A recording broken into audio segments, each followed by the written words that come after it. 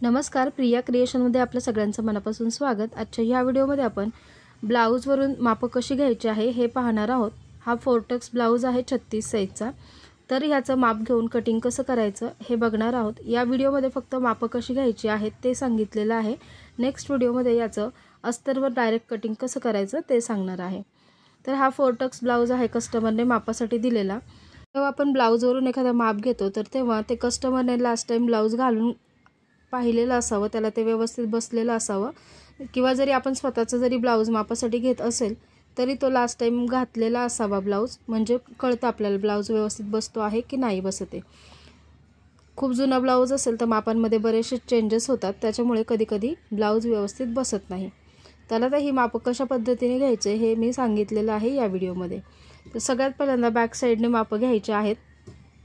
तर इथे शोल्डर जिथे आपण जॉईन केलेला आहे तिथे मी टेप ठेवलाय आणि खाली जो टक्स आहे तिथे टेप घ्यायचा आहे आणि हलकासा ब्लाऊज ओढायचा आहे किंचित। तर इथे ब्लाऊजची उंची आलेली आहे 14 इंच, ती मी लिहून ठेवणार आहे।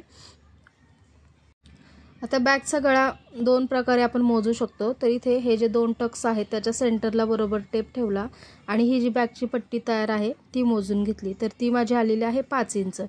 तर जेवढी उंची आहे ब्लाऊजची 14 इंच, त्याच्यामधून 5 इंच जर आपण वजा केले तर 9 इंचाचा गळा आपला मागचा तयार होईल। तर अशा प्रकारे हे गळ्याचं माप तुम्ही काढू शकता। तर इथे मागचा गळा तयार आहे 9 इंच। आता ब्लाऊज पुढच्या बाजूने सरळ करून घेतला आणि जी हुकची पट्टी आहे, हुकची साइड आहे ती उलटी करून घेतली। आता इथून हुक पासून मोजायला सुरुवात करायचं। ते आर्महोल मध्ये जी आपली पहिली शिलाई आहे तिथे मोजायचं आहे। तर तिथे अंतर आलेलं आहे 9 इंच, म्हणजेच हा 36 साइजचा ब्लाऊज आहे। 9 चौक 36 म्हणजे 36 चा चौथा भाग 9 इंच। तर हा आपला 36 साइजचा ब्लाऊज आहे।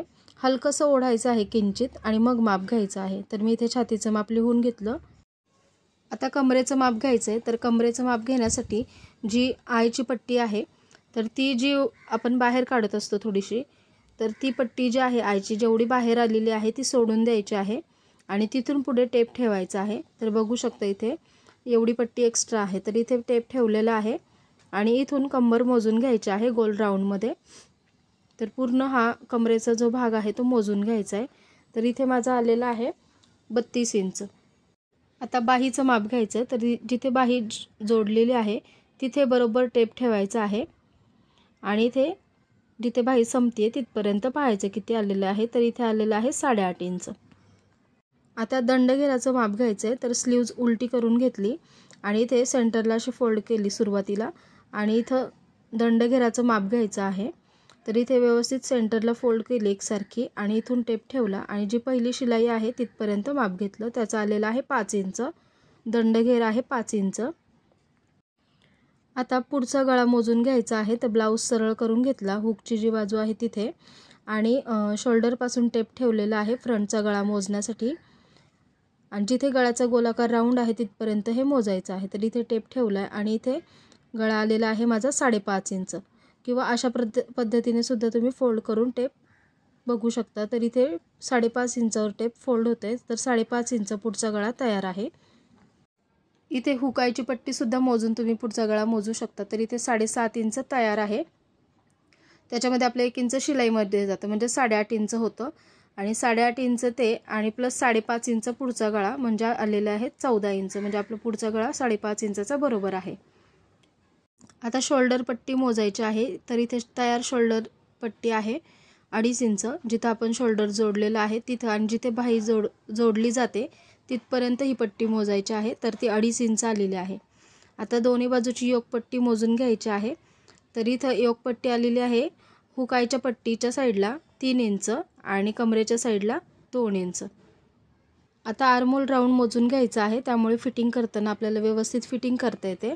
ब्लाऊज उलटा करून घेतल्याने आतल्या बाजूने जिथे शोल्डर जोडलेला आहे तिथून हा आर्महोल राऊंड मोजायचा आहे आणि जिथे फिटिंगचं माप आहे तिथपर्यंत हा मोजायचा आहे। तर माझा इथे 8.5 इंच आलेला आहे, त्यामुळे आपल्याला फिटिंग करताना व्यवस्थित फिटिंग करता येते।